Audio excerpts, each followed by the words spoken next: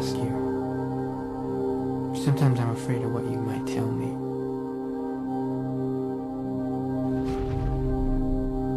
Sometimes I'm afraid that you'll tell me that this is not a work of fiction. I can only hope that the answers will come to me in my sleep. I hope that when the world comes to an end, I can breathe a sigh of relief, because there will be so much to look forward to.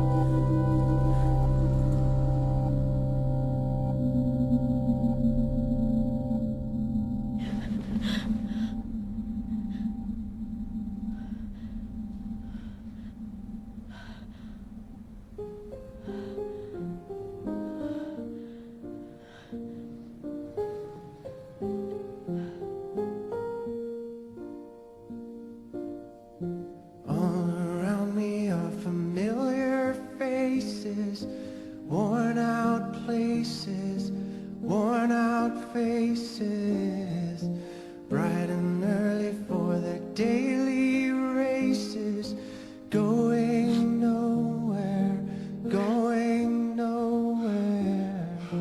Their tears are filling up their glasses, no expression, no expression. Hide my head, I wanna drown my sorrow. No tomorrow, no tomorrow.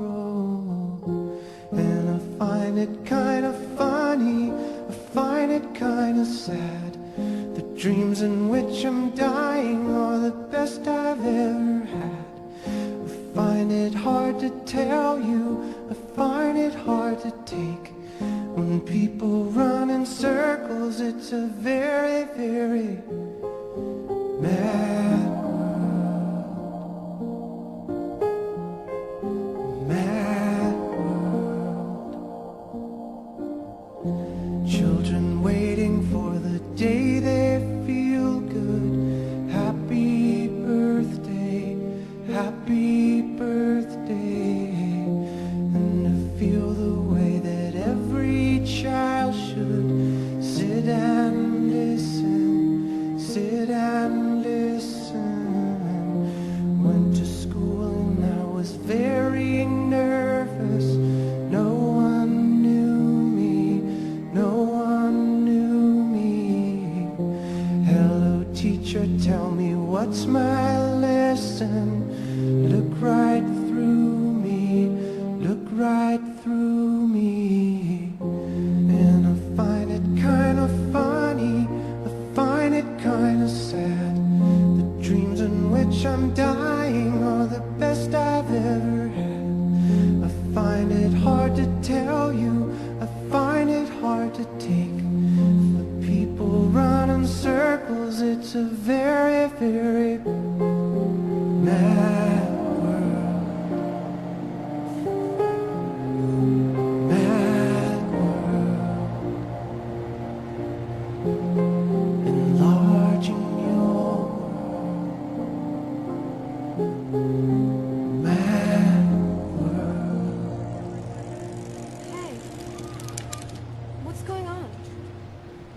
horrible accident. My neighbor got killed. What happened? Got smushed by a jet engine. Got it? What was his name? Donnie Darko. Hmm. I feel bad for his family. Yeah.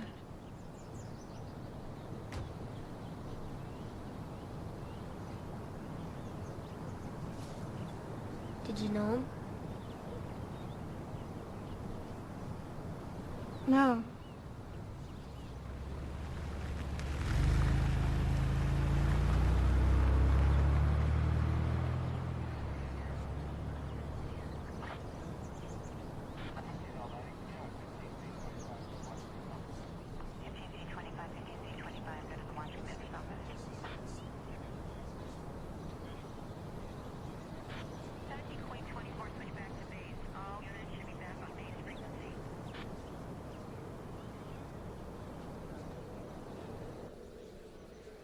Hello there, people play things and other things. I know I haven't filmed anything in a while. Actually, I did film something. I'm gonna put it up, and then I tried to film this before, but I just sound like a lunatic. But this is Donnie Darko Explained. Donnie Darko. If you haven't seen the movie, don't watch this, stupid. Donnie Darko. I'm not gonna give a synopsis. I want to give a synopsis, but I can't.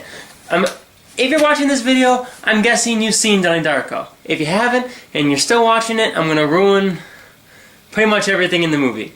So, if you don't want it ruined, leave. Donnie Darko. So, Donnie Darko deals with tangent universes and paradoxes in time. So at times in this I'm going to sound like a madman. I'm sorry. It's just kind of the way this movie works. So at the beginning of the movie we're at the original, like a normal timeline. And that timeline goes all the way, that's the timeline. Timeline goes all the way from the beginning of the movie, the very first seconds of the movie, till when Frank says wake up. At that point, an error in time occurs. Something happens that's not supposed to happen. The first thing that is not supposed to happen is Frank appears and pulls Donnie out of his... Shut up! Stupid phone. It pulls Donnie out of his house. Frank pulls Donnie out of his house, and then the jet engine crashes. This creates a tangent universe off of the normal universe. This tangent universe is unstable. It should not exist. The reason it exists is because of an error in time. The normal universe, we say, would have gone this way, but this universe broke off this way, and it's going to end in 28 days, 6 hours, 42 minutes, and 12 seconds. That's how long this universe has. This universe has all the way till 2012. The error in time occurs, and this is where we start to get the paradoxes in time. The error in time occurs, Frank appears. Frank would not really, he does exist in the normal timeline, but he would not exist in the form that he does, except for in the tangent universe, as a sort of a mentor to Donnie, leading him to learn about time travel and portals and all that good stuff. And then the jet engine is pulled. Now, this is where you deal with paradox in time. The only way that jet engine can be pulled is from this point in the tangent universe, right at the very end. Almost at the very end. When Donnie's mother and Donnie's sister are flying back from Sparkle Motion's trip and all that stuff. That's where the jet engine's pulled from. That's where you're dealing with paradoxes in time. The error in time occurs here and pulls the jet engine from an entirely different universe. You're dealing with multiple universe ideas, multiple universe theorem, or however you want to say. This jet engine is pulled from a different universe into the normal universe, creating the normal universe to go down the timeline to where that was pulled from. Now, the rest of the movie, like Donnie learns about portals and stuff, I think that's pretty self-explanatory. The most confusing part for people is the ending. So, at the very end, Gretchen's dead. Spoiler alert, hope you stopped watching because I told you to. Gretchen dies. And the universe is becoming unstable. It's about to collapse. There's a tornado in the sky. The cops are coming to find Donnie because Donnie shot Frank in the face. And Donnie then comes to realize that he can travel back in time because he read The Philosophy of Time Travel by Roberta Sparrow. And all you need is a metal craft of any kind, as his teacher says. So Donnie knows he can travel back in time, and he has to travel back in time or else he's going to die. Everything ends here in this universe. Everything. That's it. However, this is where the paradox kind of comes back into play. This jet engine still has to be pulled at 28 days, 6 hours, 42 minutes, and let's say 11 seconds. That's when that jet engine is pulled, and is pulled all the way to back here. Donnie goes with it. So Donnie goes all the way back through time. That's why that whole rewind sequence, he's going back in time with the jet engine. That's why you see the jet engine going down the tunnel, the portal. You get it? That's Donnie. You can see Donnie. So Donnie, along with the jet engine... I'm sorry. I'm not an art major, okay? There's the jet engine, and there's Donnie. So they go back in time. They're like best pals, time-traveling buddies. They go all the way back, 28 days... 6 hours, 42 minutes, and 12 seconds. And Donnie has to die. That's the thing that a lot of people don't understand. It's like, why did Donnie have to die? He could have just fixed everything. No, he couldn't have. The universe was going to end in 20 days, 6 hours, 42 minutes, and 12 seconds. Donnie lived because of the error in time, and the only way the error in time can be stopped, the only way he can stop going down this timeline is by dying. So Donnie has to become a martyr. Donnie has become a martyr, so everything happens normally. And he does. Donnie kills himself, the jet engine crashes through his house, the question still remains where it comes from, they'll never figure that out, but the universe will stay intact. Then that leads to more questions by people, like, well, Donnie didn't save anybody. His mom and sister are still gonna die in the plane crash. Donnie went and burned down the house that had the kiddie porn dungeon in it. Unfortunately, won't happen. Maybe he had a catharsis moment. It's like, maybe I should stop doing kiddie porn dungeons like a caught. Patrick Swayze, idiot. So, his mom would not go on the trip. His sister might not even go on the trip. Her brother just died. Who knows what will happen. But the jet engine won't be pulled out the plane even if they do go. The jet engine won't be pulled out the plane because it was pulled out the plane from the tangent universe, not from the regular universe. It won't happen. The plane will safely land. And Donnie's sister, if she's on the plane, Donnie's mother, if she's on the plane, will survive. And Gretchen will live. Gretchen will be fine. She won't be hit by a car. And great things will happen for all the people in the world.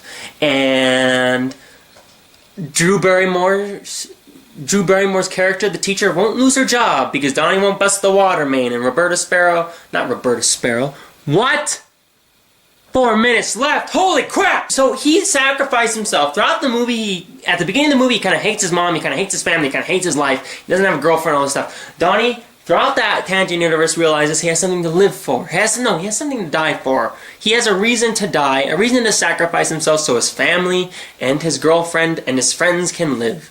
All these things that happened that were awful, and some of the good things, like Patrick Swayze being discovered for the kiddie porn dungeon, won't happen. We don't know what will happen, but they won't happen. And all will be right in the world, kind of. At least the universe won't end. Gretchen will live. That's the end of it. If you have any further questions, I love talking about this movie. It's my favorite movie ever. If you have any further questions, this was made for my friend Ashley, who was like, hey, explain this to me. So, if you have any more questions, Ashley or anybody else watching this video, if you have any more questions, you can ask me, and I'll draw more pictures to explain them, because I've dissected this movie over and over again, and every time I watch it, I can uncover something else in the movie. That's something fantastic, and something that I didn't think of before. Like, every time Donnie takes his medication early on in the movie, that's when Frank appears. Maybe he's a paranoid schizophrenic, but he's not a paranoid schizophrenic. Shut up! Because Frank is a time traveler. That's it. I have 2 minutes left. I really have to wrap up. That's why I'm talking like an insane person, like doing these hand motions, like da da da da da da da. Woo! Anyways, that's it. So, have a great day. I hope you watch this movie. Have watched this movie. If you haven't, I'm sorry, I just kind of ruined it for you. And go on a moose hunt. Okay, bye. Donnie Darko, classic trippy film. It defines WTF. But does anyone really understand it? Well, I do for the most part. And not to be cocky or anything or whatever, but I assure you for the most part, this is pretty accurate and objective. And also a lot of what I'm going to say is going to seem out there, but just bear with me. Okay, so Donnie Darko, he's a detached kid from the 1980s. He gets woken up by a 6-foot tall bunny rabbit that tells him the world's going to end in 28 days. During that time, a jet engine crashes into Donnie's bedroom, driving up the curiosity of his whole town. This sets off a chain of events that lead Donnie and us down a dark rabbit hole that makes up this film. Okay, so here we go. About halfway through the film, Donnie's given a book from his teacher called The Philosophy of Time Travel, written by Roberta Sparrow. This is very important because this book is essentially an outline for the entire film. It explains why this is all happening and how to fix it. Let's start with the primary universe. What is that? The primary universe is where we live, reality, the world you see 24/7. The primary universe, where we live, is a stable place. However, it can rarely be corrupted. How it becomes corrupted is by a tangent universe. What's a tangent universe? A tangent universe is an unstable version of our universe that can only sustain itself for a couple weeks. Does 28 days sound familiar? After that time, the tangent universe and everything in it will collapse on itself, and all existence in the primary universe will be destroyed. How does a tangent universe occur? An artifact is usually the cause. What is an artifact? An artifact is an object that enters in the primary universe seemingly out of nowhere. Imagine you're walking in an empty desert and out of nowhere a guitar falls out of the sky. An object that has no explanation for its existence and just basically comes out of thin air. In this movie, the artifact is the jet engine that comes from nowhere. So now, if the jet engine isn't returned to the primary universe, all of existence will be destroyed. So let me explain everything so far. We have our primary universe, our normal universe you see every day. Okay, so then a jet engine, an artifact, comes out of nowhere and creates a rift, a corruption in the primary universe, which creates a tangent universe in which it's unsustainable, it only has 28 days to last, and everything in it will be destroyed, us. So that artifact must be returned back to the primary universe. Just still bear with me here. Okay, so how do you return a jet engine to the primary universe? Well, only the living receiver can do that. And the living receiver is the person closest to the artifact when it entered the primary universe. In this case, it's Donnie. It is Donnie's responsibility and duty to return it before the universe collapses in 28 days. But how? How can he do it? Well, being the living receiver, you are given fourth dimensional powers to help you in this task. They are super strength, fire and water manipulation, and telekinesis. Donnie Darko. What the hell kind of name is that? It's like some sort of superhero or something. What makes you think I'm not? Don't believe me? Well, super strength when he stabs the axe into the statue. Water manipulation when he floods the school. Fire manipulation when he burns down Patrick Swayze's house. I don't think Donnie had matches on him. And finally, telekinesis when he rips the jet engine off the plane. In order for Donnie to send the object back to the primary universe, he must send it back in time. I believe to give the object a reason for its own existence. But how does he send it back in time? Well, water and metal. These two are key components of time travel apparently, and combining these two allows one to time travel if one can go faster than the speed of light. This is explained when Donnie is talking to his teacher. So to sum it up, the universe in which we live in becomes corrupted by an object, the jet engine, and the person closest to that object, Donnie, must send it back in time in order to save the universe and existence. This all explains the letter Donnie writes to Roberta Sparrow, in which reads, "Dear Roberta Sparrow, I've reached the end of your book. There are so many things I need to ask you. Sometimes I'm afraid that what you will tell me, this is not a work of fiction. I hope that when the world comes to an end, I can breathe a sigh of relief because there will be so much to look forward to." When he says when the world ends, he's talking about the tangent universe coming to an end. And when he's saying that there will be so much to look forward to is because everything will be to look forward to. Life will go on. We can live on our happy lives, healthy, all that good stuff. Everybody got that? But this doesn't explain everything. I mean, what's up with Frank? What's up with all that? Well, why is that happening? Why is Donnie flooding schools and burning down houses? Well, let's go back to the "they made me do it" picture. Well, who's they? Well, they is the manipulated dead. Basically, if you die in this tangent universe, you can come back as some kind of ghost to help the living receiver, Donnie, in his journey to save the universe. In this case, it's Frank because Frank dies when Donnie shoots him in the eye, so Frank becomes a manipulated dead. But Frank is just one person, so who's they? Ever wonder what that liquid stuff on everyone's chest was? You know, that thing that leads people to places and shows them their path? That's them. Frank and everyone except for Donnie are the manipulated dead. Everyone is subconsciously trying to help Donnie in his task to save the world.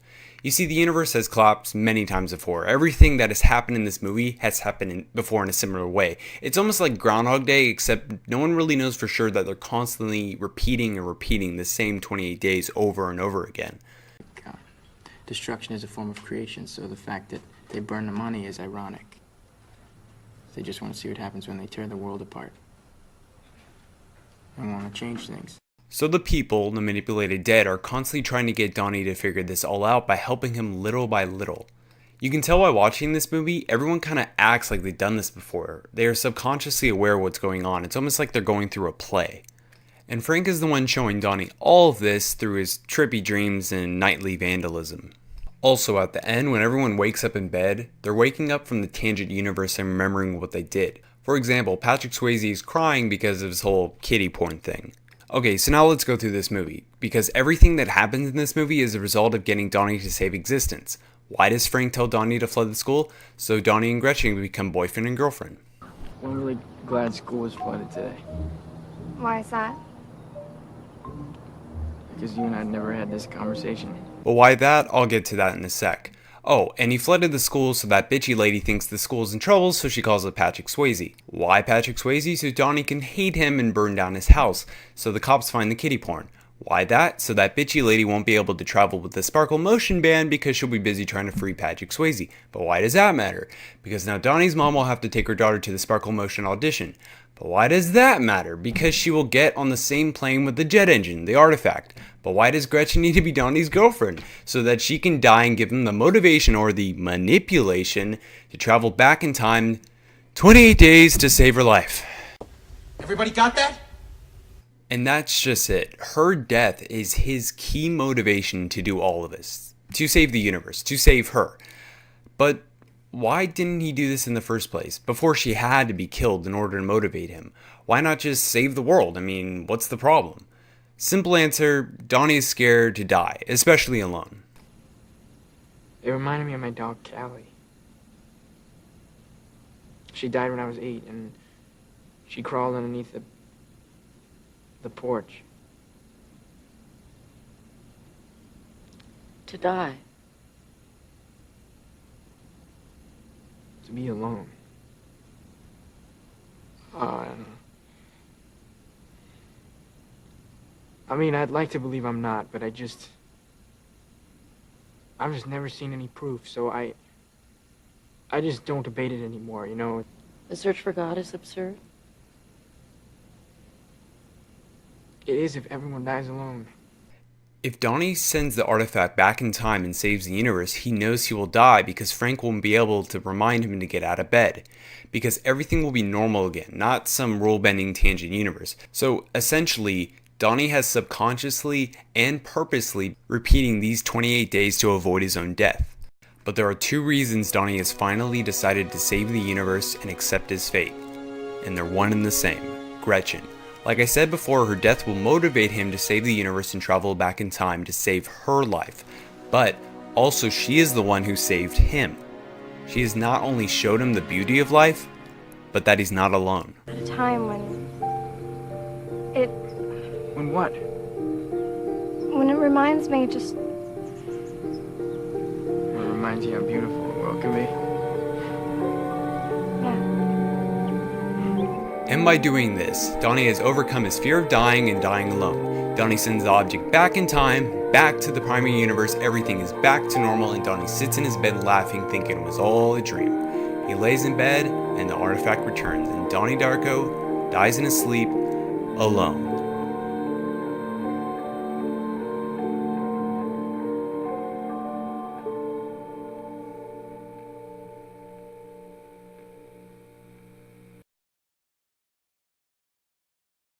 So that's Donnie Darko, kids. Maybe what I explained has a couple holes, but hopefully for the most part that explained the entire movie.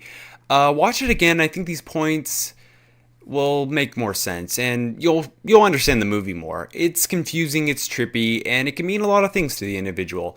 Other than what I've said here, you can interpret this movie and its themes in many ways. There's a different level of subtlety and humor, and this movie is full of metaphors, full of symbolism, and it's just a great flick, and it touches you emotionally even if you don't understand it. Back in time and take all those hours of pain and darkness and replace them with something better. And you better subscribe after I just explain this essay of answers to you. Yeah, I'm talking to you. Push that subscribe button. Nah, but anyways, good film. Oh, and if you're wondering who that fat guy was, he's just a CIA agent spying on Donnie's family because they're connected to the jet engine. Yeah, but for the most part, he's just a fat guy.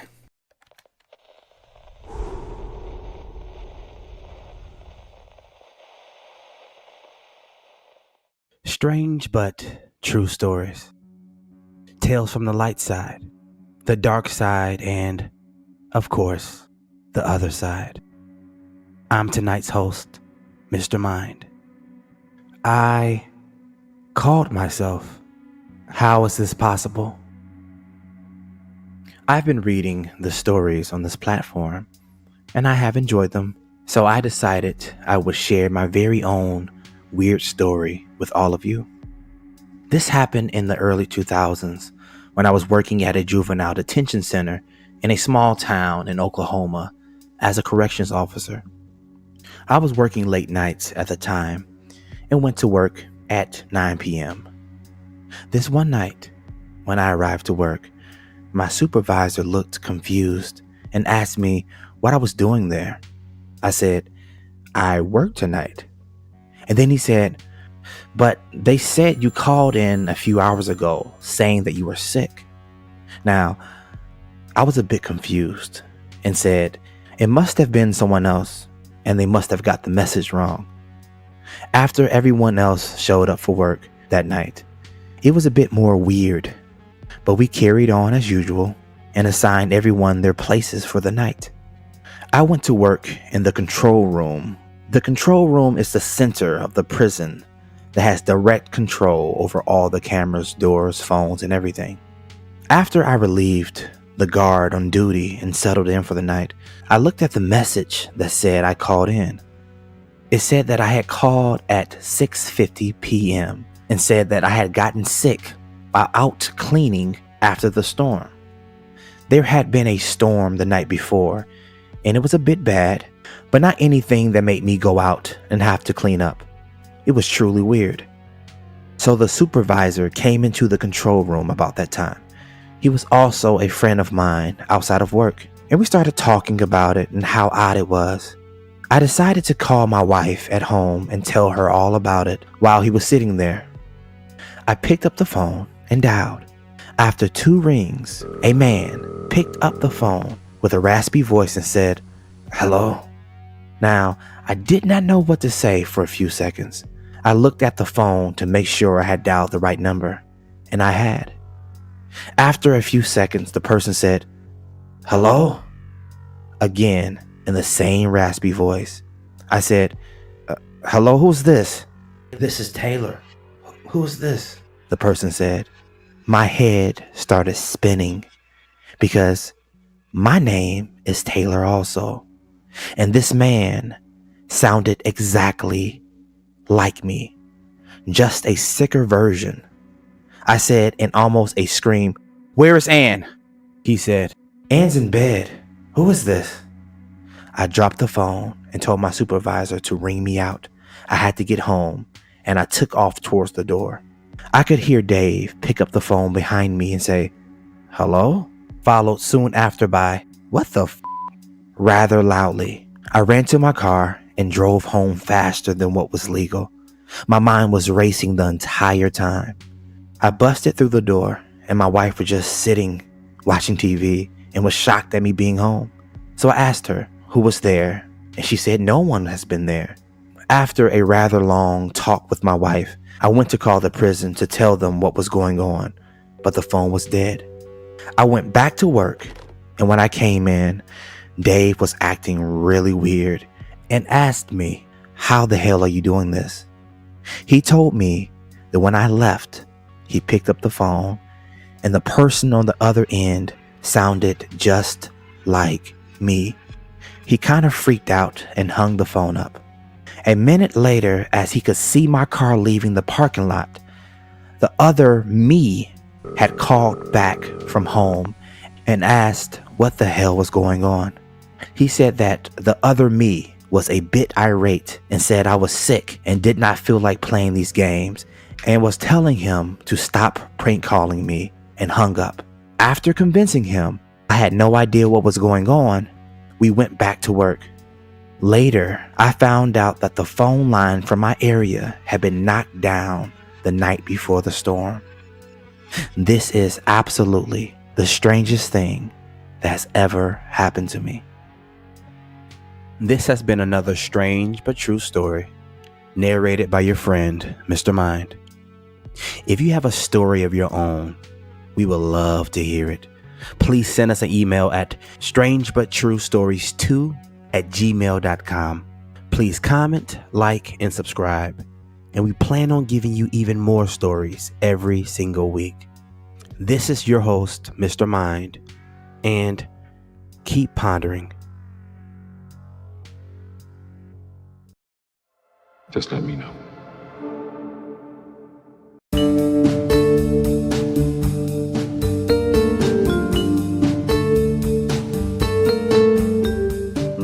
For the past couple of months, a phenomenon known as the Mandela effect has taken the internet by storm.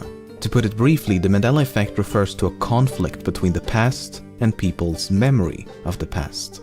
The term was coined by self-described paranormal consultant Fiona Broome in late 2009 and refers to a widespread misconception that former South African President Nelson Mandela died in the 1980s while he was incarcerated. In reality, Mandela was liberated in 1990, very much alive, and eventually passed away in 2013. Many thousands now firmly insist on remembering Mandela's death in prison, complete with news coverage of his funeral and a heartfelt speech by his widow.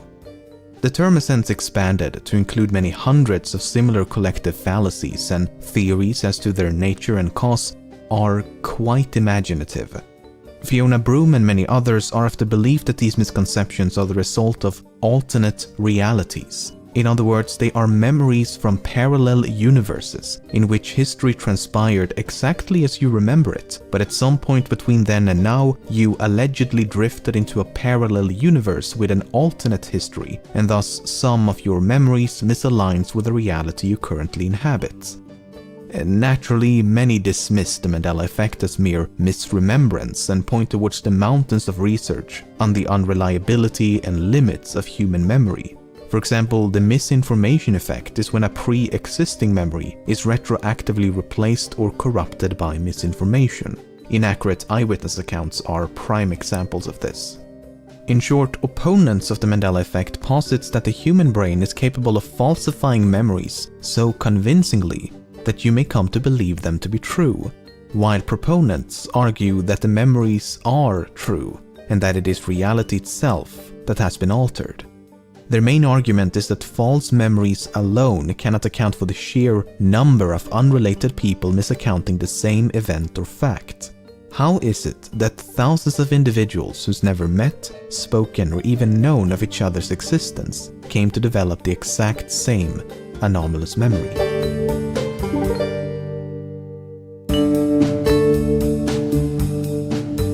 In the 1979 James Bond film Moonraker, there's a short sequence in which the villain named Jaws and his love interest Dolly have a heartfelt moment. The character Jaws is known as such as his teeth are made out of metal, and as they both smile upon one another, many viewers recall how Dolly wore braces as if to complement his metal teeth. In reality, Dolly is totally braceless throughout the film. Proponents claim this is a clear example of how history has been altered, either through paranormal means or by retroactive tampering of the movie. Many have since tracked down various articles, comments, videos, etc. that do in fact describe Dolly as having braces, which they claim to be residue from this alternate reality that they remember.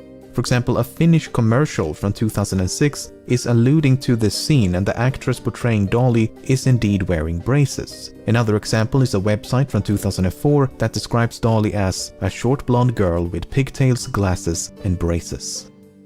On the other hand, this could merely be examples of the misconception's extensiveness. After all, this delusion has likely been around for decades, and the author of a Usenet post from 1999 expressed the exact same confusion.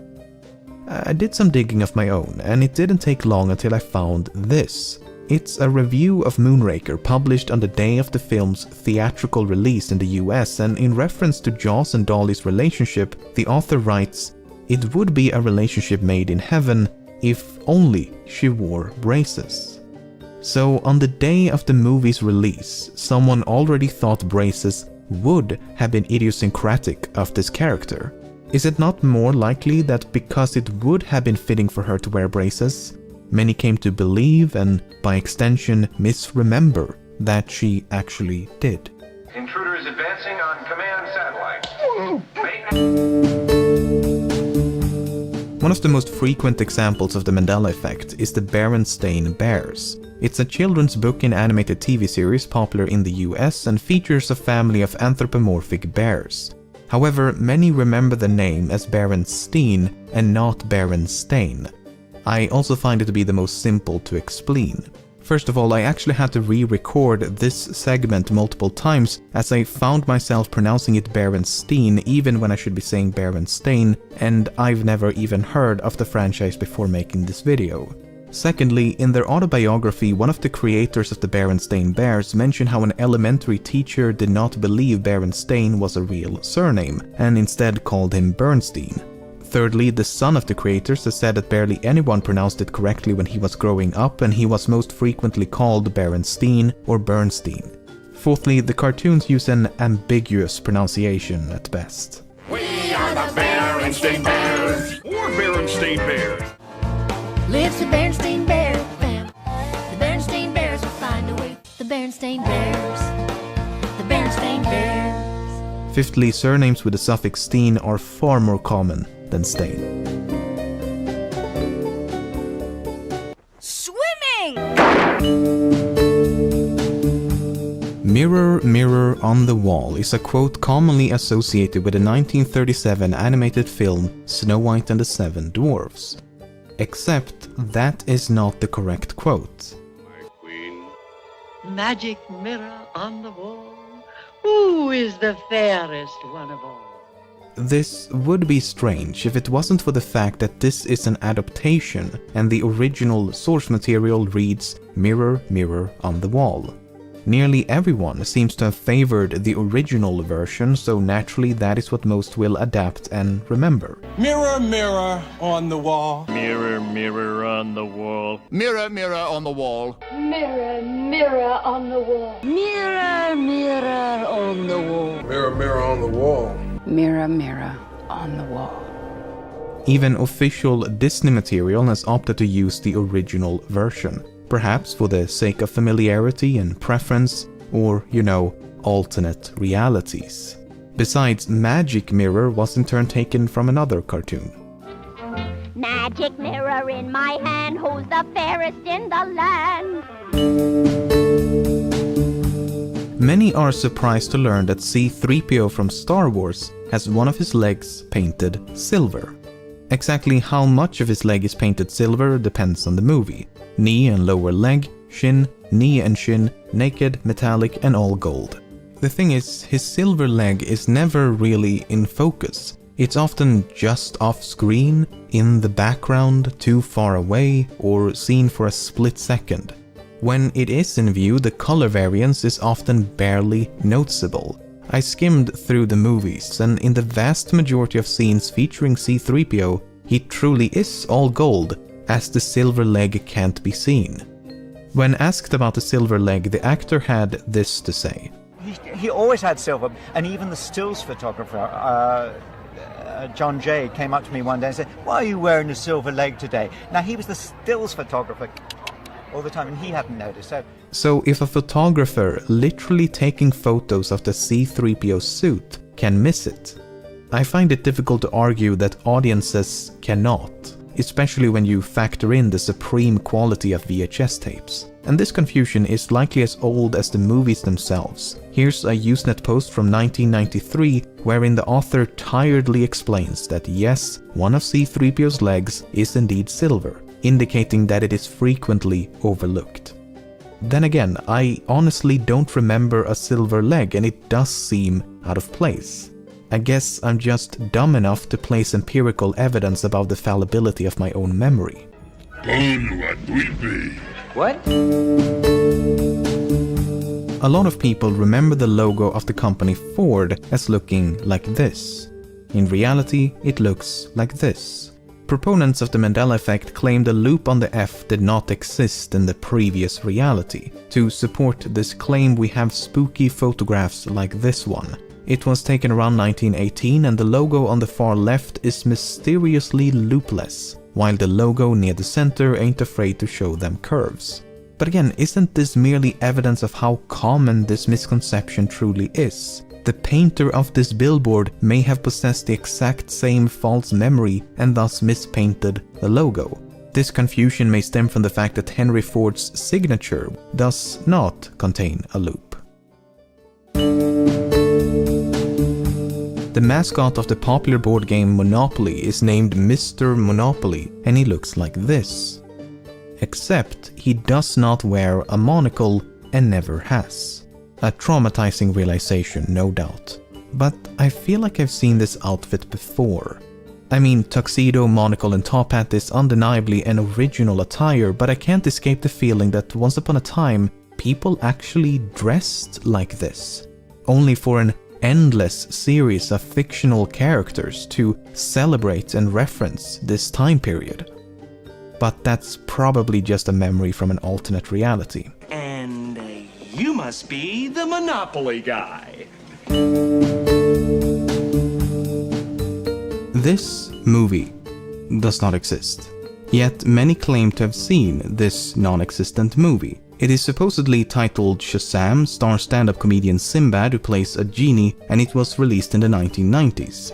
But no trace of this movie has been uncovered, and Sinbad himself has repeatedly stated he never played a genie in a movie. He did, however, host a movie marathon on the TV channel TNT in 1994, in which he dressed up as a pirate that could be easily confused for that of a genie.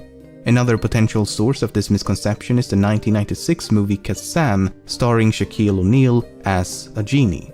In 1997, both O'Neal and Sinbad starred in the movie Good Burger, which could have aided in this potential mix-up. Furthermore, the VHS tape for Shazam features a preview of the Sinbad movie First Kid, much like the VHS tape for First Kid features a preview of Shazam. So there were plenty of opportunities to conflate the two, though many still claim to remember both Shazam and Shazam as being separate movies. Then there's the fact that Sinbad has starred in a bunch of movies and TV shows in which he wears clothes that could be confused for that of a genie. Between 1993 and 1994, he had a short-lived series called The Sinbad Show, where he dressed in a range of genie-esque outfits, and in 1996 he guest starred on a show called All That, looking like this. Then there's the animated show Shazam, that's also about a magical genie. Not to mention that the name Sinbad is strongly associated with genies thanks to the story of Sinbad the Sailor and its numerous adaptations. Lastly, and perhaps most importantly, people have misread the title of the movie Shazam as Shazam from the moment of its release. I'd like to remake the movie Shazam with Shaquille O'Neal where he plays a genie, and I'd like to get it right. The fact that groups of people develop the same or similar false memories really shouldn't be cause for confusion. We live in a highly interconnected world where two wholly unrelated individuals may have the exact same experience, even though they lack any knowledge of one another. And unless you presume human memory to be infallible, some of these experiences will inevitably result in the development of false memories. From this we can conclude that groups of people will occasionally develop the same or similar false memories as they share the same or similar experiences. And it doesn't necessarily have to be one singular event. A memory could become corrupted over the course of many months, years, or decades, which makes it all the more difficult to pinpoint exactly how, when, and by what your memory was influenced. Take the namesake of this phenomenon, the death of Nelson Mandela, as an example. Throughout the 1980s, news of Mandela's situation in prison and his worsening health headlined newspapers across the globe. He suffered from tuberculosis and he himself feared he would die in prison like so many others before him. One American newspaper wrote, "Some have raised the possibility that he might die in jail." It is not clear how ill Mandela is at this point, but the idea that he could die is not far-fetched. The funerals of many other South Africans fighting for the same cause as Mandela was frequently broadcasted across the globe. A movement known as Free Mandela grew in popularity and held various demonstrations that received international news coverage. His wife Winnie Mandela often appeared on the news as well. Meanwhile, commemoration pieces like these were published and could easily be misconstrued for his death. Various conferences and events could also be misperceived. But then there's a South African book from 1991 containing this enigmatic passage. The chaos that erupted in the ranks of the ANC when Nelson Mandela died on the 23rd of July 1991 brought the January 29, 1991 Inkatha ANC peace accord to nothing. So is this undeniable proof of a parallel universe? Not really. The book is merely a collection of poetry and fictional stories written by high school students as part of various assignments. Not exactly an historical account. Then again, if we're shifting between alternate realities, anything's possible, right? I think a paper titled False Memories and Confabulation put it very succinctly. The feeling of remembering is important to our well-being, but so is the feeling of not remembering that accompanies vague, inconsistent, or implausible recollections. Accurate memory is knowing when we do not remember, as well as knowing when we do.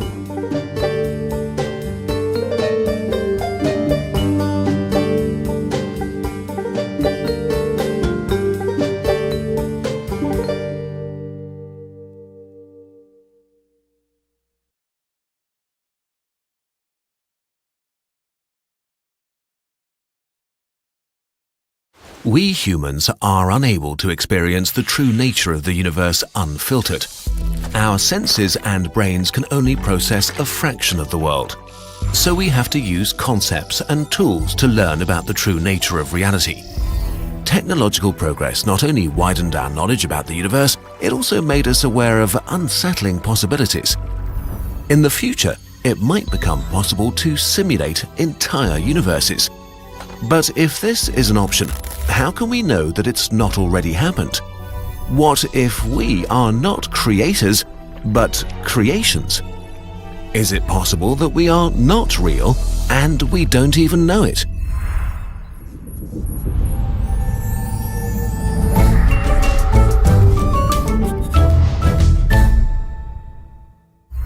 If our current understanding of physics is correct, then it's impossible to simulate the whole universe with its trillions and trillions of things.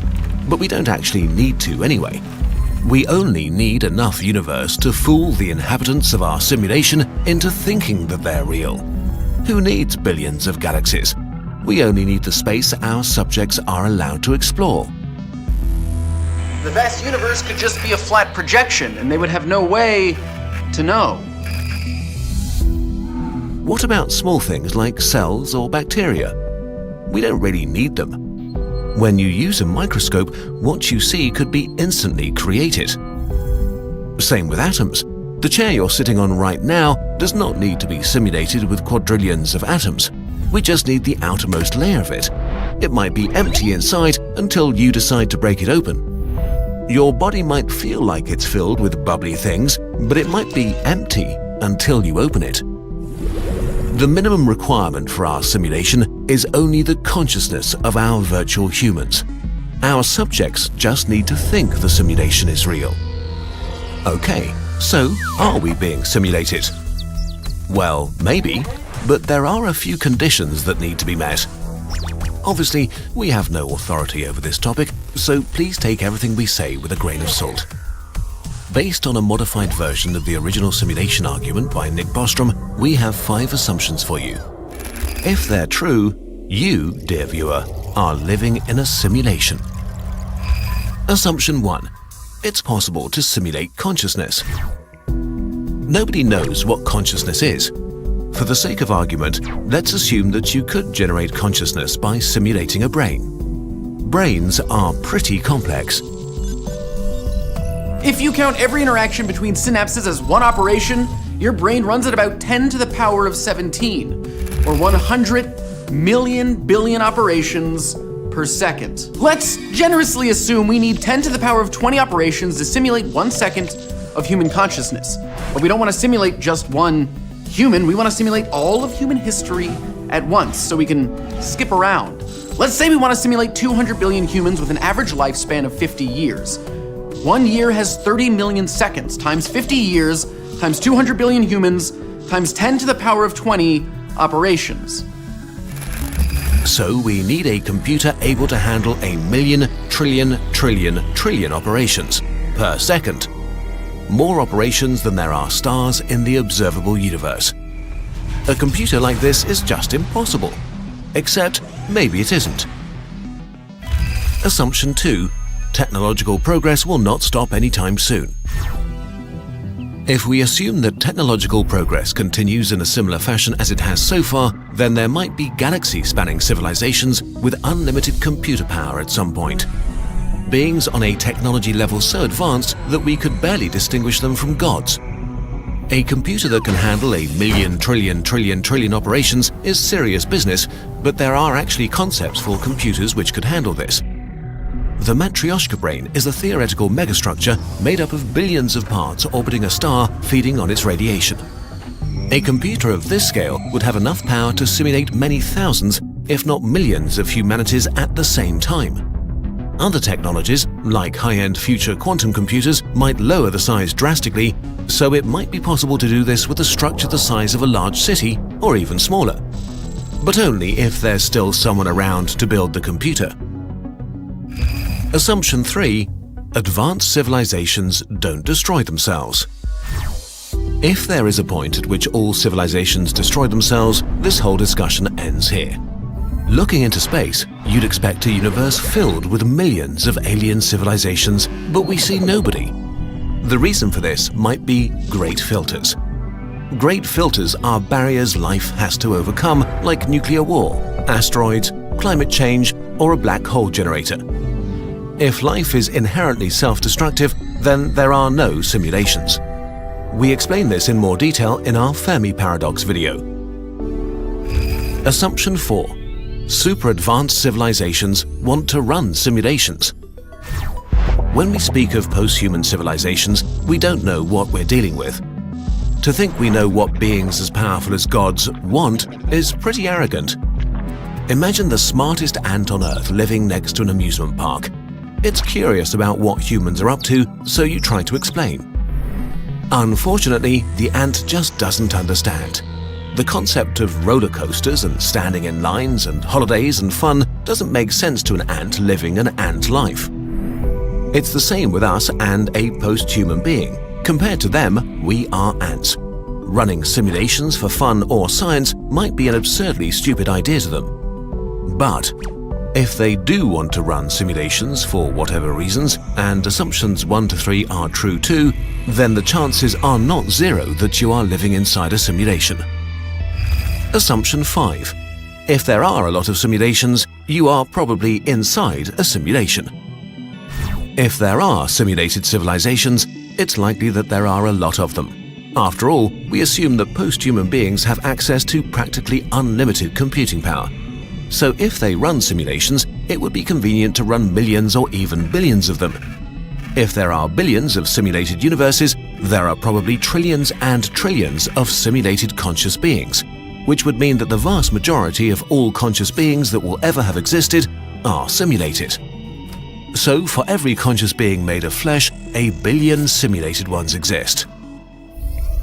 Since we have no way of knowing if we are simulated or not, in this case, the chances of you being one of the 999,999,999 simulated ones are pretty high. So what you consider reality might not be real at all. You really might be simulated. All of this is based on a lot of assumptions that we can't really test right now, so many scientists disagree with this whole thought experiment. So don't burn your house down to test if there will be glitches. If you are simulated, not that much changes for you. You might be on a small planet speeding through eternal nothingness, or a simulation inside a computer. Your existence does not become more or less scary and bizarre. All we can hope to do is try to live good lives and have a good time. And hope that if we actually are simulations in a supercomputer, nobody trips over the power cable. Oh no. I think I just unplugged the simulation. But what if that doesn't matter? What if we are in one right now? What if you are simulated? Jake over at Vsauce 3 is looking into that. Click here to watch his video and subscribe to his channel.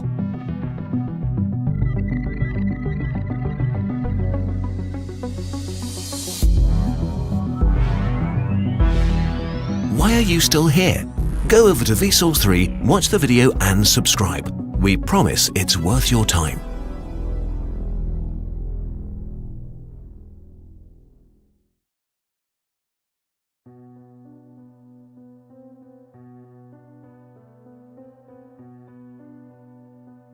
It's late September. You remember these nights. Humid, muggy, just a hint of the coming fall. Too cold for a t-shirt, but too warm for a sweater.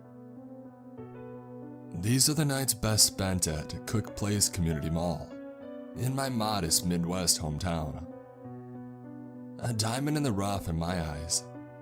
This shopping center is a break from the monotony of tired hardware stores and family grocers that line Main Street. The Cook Place Mall is typically packed to capacity. But not tonight. Because it was 8:15 p.m. on a Tuesday night, 45 minutes until close. Not exactly prime window shopping hours. Despite that, my three friends and I were still going strong. We were ending the night in the dusty arcade located in the basement of the shopping mall. It was down a short flight of stairs, between the Dairy Queen and Sbarro in the food court.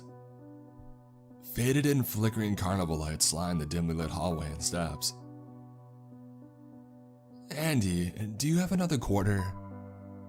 Philip, my youngest friend, questioned as the words "Game Over" splattered across the screen. Philip was 12 years old and a bit underdeveloped for his age. Andrew, his older brother, my best friend and my biology partner, scowled as he rummaged through his pockets in vain. "Maybe if you were a bit better at the game, I would have more quarters for you to play on." It was 8:16 p.m., and it seemed that our time in the arcade may have been coming to a close. I had a few loose quarters left in my pocket, but that was gonna stay my secret. I was hoping to spend it on a Coke tomorrow before class started. Clay, a guy Andy and I had just met in biology, had clearly been waiting for this moment. "Honestly, yeah guys, it's getting a bit late. I think I'm gonna bounce. Gotta study for our exam on cellular reproduction." The exam wasn't for a week yet, but I wasn't bothered. Clay had been acting a bit ambivalent since we had got to the mall. It seemed he wasn't a huge fan of having Philip around. Cramped his style or whatever. I didn't care. Philip was pretty much like a brother to me, so he came first. Philip, having realized there wouldn't be nary a quarter for him, gave up aimlessly pressing buttons on the greasing machine. "I have to go to the bathroom." "Didn't you just go?" sighed Andy. "Yeah, but we had a large soda." "You had a large soda, kid. By the time I got a sip, it was all backwash." I chuckled as Andy and Philip started away from the arcade machines. Clay, while texting, followed lazily behind. It was 8:24 and we had located a bathroom. The bathroom that we were used to using in the mall, on the way out of the front door, was closed for renovations, so we had to find another one. An L-shaped hallway lit with yellow humming fluorescent lights ended with a corresponding bathroom on either side of the hall, with custodial equipment blocking the woman's entrance. Philip rushed into the restroom.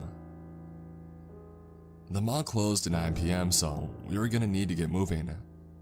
And sure enough, as the thought crossed my mind, the readily old mail intercom crackled to life with a ding-dong.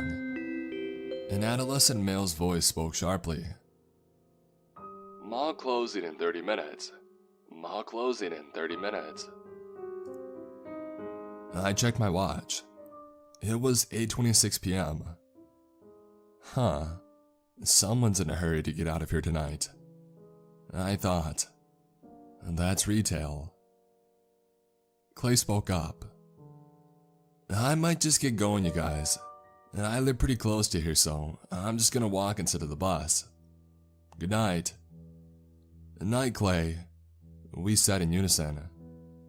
He turned his back and he walked away, turning right to depart the mall. Andy and I looked at one another. I don't know, kind of a wet blanket. He seemed really cool when I met him. Andy explained. Nah, he was okay. Maybe just a little bit quiet. The texting was a bit annoying though. Our attention was drawn to the sound of a flush from the bathroom. Andy's face twisted into a mischievous grin. Hey, we should give Philip a little fright when he comes out. Remembering how jumpy Philip tended to be, I felt a pang of guilt. It really wasn't very nice to spook him, and we did it often. Nevertheless, I stood on the other side of the door opposite Andy, waiting for Philip to step between us and not expecting a thing. The door swung open. Philip stepped out into the hallway, focused on drying his hands on his pants. He stepped by none the wiser. Ah! Andy yelled as we each grabbed his shoulder. Philip yelled as he twisted around and fell backwards. Philip fell into the wall. And then Philip fell into the wall. That's the only way I know how to describe it. One moment he had slipped off his feet and crashed into the wall. And the next, everything but his legs had gone through the wall, as if there were a perfectly shaped hole in the concrete. Philip's legs spasmed in the air in the same looping, spastic pattern for him but a few seconds. And then there was nothing left but solid concrete. Andy stuttered as he fell to his knees, his face a mixture of curiosity and confusion. As he shuffled towards the wall, his face turned to fear. I don't understand. Philip! He shouted his brother's name with a desperate, wavering cry. Philip! He slammed his hands into the wall. Once, twice, not a third time. Andy's head now protruded from the wall, facing the ceiling. His head seized from side to side, as he continued to scream for his brother. God, he sounded like he was yelling through a box fan. I stepped backwards as my best friend disappeared from sight, and I was left with his scream bouncing off the hallway walls, intensifying as it mixed with the hum of the fluorescent lights. The howl of the fluorescent. My back pressed against the bathroom door, and I jumped. I screamed as my world exploded with static, deafening and blinding me. The noise was unbearable, and the grain obscured everything. And all at once, it stopped. I clutched my head in my hands, eyes squeezed shut. The static had dissipated, but it was replaced with the hum of the fluorescent lights, and the all too familiar yellow glow through my eyelids. But there was something new. A smell that hadn't been there before. The musty wet smell of carpet. Carpet that should have been changed decades ago. The smell reminded me of the dilapidated bowling alley down the road from the mall. I opened my eyes. Before me was the bathroom hallway as expected, lit by the same light as before. The bathroom doors were gone. There were no more doors, no more custodial equipment, just a smooth slab of concrete wall. I got to my feet and I looked around me cautiously. It seemed I was in the mall still, but it was quiet. It felt different. The fluorescent hum buzz was too loud. My ears itch. I walked down the hallway in the direction of the food court. As I turned the corner, I was met with not the opening to the food court, as expected, but by another abrupt 90-degree corner turning to the left. I froze. The loudspeaker was engaged. The empty air of the speaker nearest to me told me that, but the operator had nothing to say. After a motionless moment, what felt like hours, the microphone snapped back into the console, cutting the empty noise. Whomever had activated the speaker seemed to have hung up. Confused and growing ever more frightful of where I had found myself, I turned the corner. I was met with a large, empty room that I had never seen before. It was about the size of a classroom, with stained concrete walls. The smell of must was even stronger in here. Each wall had an identical rectangular door-shaped opening that seemed to have been placed at randomly decided positions along the wall. The popcorn ceiling, littered with smears of dirt and greasy imprints, had long cracks spanning it. This room was clearly in need of renovation. I don't understand, I muttered out loud. I truly didn't. This featureless room served no purpose, other than a passageway to these other rooms. The lack of planning and absent attempt at caring for the room made me feel as if this place was long forgotten. Might as well try the next room, I thought to myself, as I walked through the door to my left. The room I found myself in was as bleak and unrecognizable as the last. From my first glance, the only difference in style was that this room was shaped as a triangle. I heard a single cry from my right. It was more of a whimper, actually. What the hell? It was Clay's voice. It couldn't be Clay. I watched him leave the mall.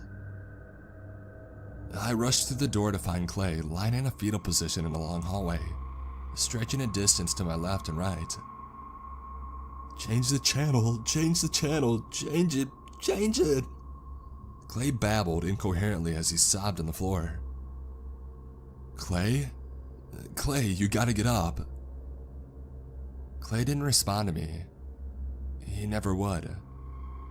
His eyes wide and unblinking with fear were glued to the floor. How can fluorescent lights be so damn noisy? And then I saw it. And then I felt it. It hung motionless in the air, feet lightly scraping the ground. It had dry, cracked skin that was dressed loosely with torn rough-spun shorts. It had the torso of a man, but its torso was on the wrong way. Its frail and feeble arms outstretched to the ceiling, not quite reaching, as if in an act of surrender. It had a cocked head, as if confused, as it peered down the hallway at me. Dark beady eyes stared wildly at me through the holes in the bloody duct tape, wrapped around its head. And then it started to float towards us. Every time I blinked, stunned in absolute terror, it was not where I expected. A few feet forward, some inches to the left, never where it should be. And yet it was getting closer, ever closer. What I saw next will follow me forever.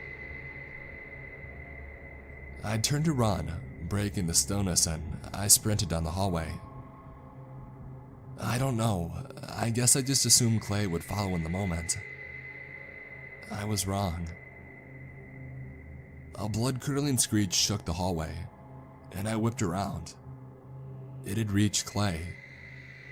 He still wasn't looking, but he was certainly screaming. It extended its long, spindly arms and it cradled him, like a child. But it would never look away from me. No, its eyes never left mine. In one quick, jerky motion, it was holding Clay by the top of his head, palming him like a basketball. I blinked and it had grasped Clay's arm with its free hand. With brute strength, it twisted Clay by the torso. Clay's screaming cut short with a fleshy crunch as he dropped to the floor in a twisted pile. His eyes had finally opened to look at me one last time. And then I screamed. The louder I screamed, the louder the fluorescent hum became. Which was louder, I couldn't tell. I turned and I ran to the first door that I saw, blindly twisting and turning through the rooms that followed. Why on earth does every room look the same? I turned a corner and I ran face first into a dark mass. We both fell to the floor. Andy! How did we get down here? Where the hell are we? I don't know, Andy. Where's Philip? We have to get him right now and leave. We turned and rushed down a third hallway, perpendicular to the hallway Andy and I had met in. We ran until we felt we could run no more, and then we fell into a final doorway. We landed in a mass on the damp floor, and we quickly scuttled to the back wall. The hum of the lights was all that we could hear, louder and louder. And then they all went out. Silence. We found ourselves in total darkness, and total silence as we clutched each other. No, wait. Not total silence. The sound of static, as if emitting from a television, slowly coming towards us. Only when the light coming from the source of the noise started to slowly illuminate the room did I realize this room only had one door. It floated around the doorframe, toes dragging on the floor as it cast its bloody eyes upon us. Andy and I, mute with fear, stood against the wall. Andy moved himself in front of me. It floated towards us. Andy raised his arms. It reached out for us. Leave us alone! We all became statues. We locked eyes with it as we listened to the intercom crackle to life. Shallow, rapid breathing came through the speaker. Andy? It was Philip. With a guttural scream, Andy lunged towards it. I fell backwards into the wall, and I landed inside of a trash can. What? I was inside of a trash can filled with the refuse from a full day of food court disposal. Kid, what are you doing here? I looked out to see a very confused, elderly janitor, wondering why a young man was taking a Sbarro bath after mall hours. It was 9:32 p.m. At least that's what the clock over the water fountain said. The water fountain? I'm back in the mall. Oh, sorry. I was just hungry. And I ran. In the following years, I would try to make sense of what had happened in the back hallway. I even went so far as to return there and try to access that place, but to no avail. I never found a thing, but I kept trying until they demolished the wall a year later. Philip and Andy's parents weren't really present when they were around, so they didn't make much of a deal on TV when they were interviewed, and despite the media trying to fire them up, they just seemed like it was the final straw to send them to total apathy. The last I heard, Clay's parents moved out of town, but they were paying exorbitant PI bills to find their son. After a few years of half-assed detective work and a few rotations of milk cartons, Andy and Philip were forgotten by our sleepy little town. But sometimes when I'm going to sleep, I remember. And I leave the TV on channel 3. There's nothing broadcasting on that channel, but the static helps me sleep.